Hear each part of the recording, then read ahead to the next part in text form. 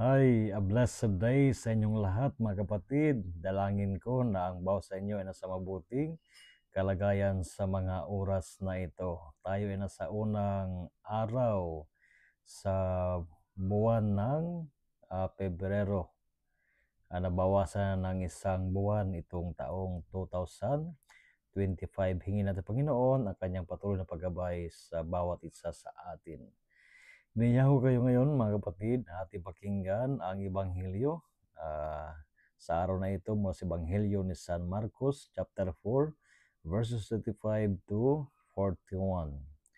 On that day as evening drew on, Jesus said to his disciples, "Let us cross to the other side." Leaving the crowd, they took Jesus with them in the boat just as he was, and the other boats were with him. A violent squall came up, and waves were breaking over the boat, so that it was really filling up. Jesus was in the stern, asleep on a cushion.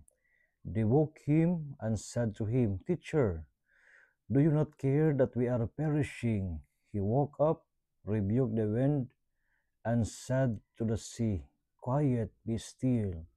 The wind ceased, and there was great calm. Then he asked them, "Why are you terrified?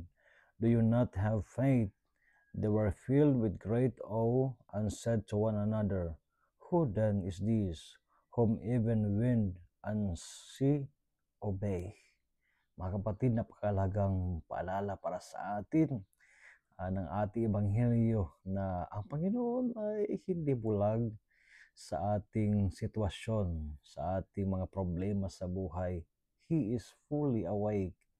He is aware of what is happening in our lives.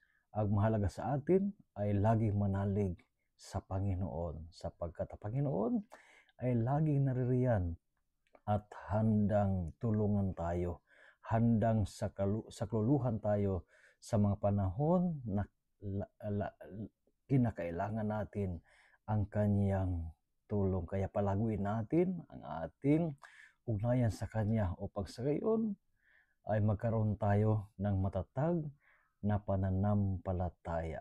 So again, a blessed day sa inyong lahat at away ingatan kayo ng Panginoon sa araw na ito kasama ang inyong mga mahal sa buhay. And of course, rest assured of my prayers for each one of you. God bless you all.